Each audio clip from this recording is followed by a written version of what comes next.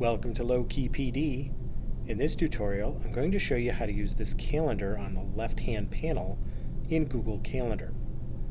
Notice that the entire month is displayed, but not the entire month is displayed on the majority of my screen. You can set this large part of your screen to display different types of calendars. I have mine set to a 2-week period, but you can set it to day, week, month, year, or put it in schedule mode, which is basically just going to be a list of the events that you actually have.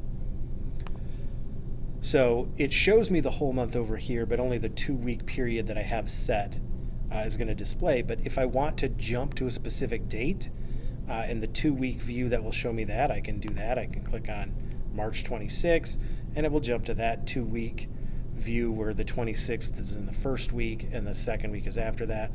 I can go backwards and go into February and do the same thing. So this provides you with a quick way to jump to specific dates that are not necessarily in the vicinity of the current date.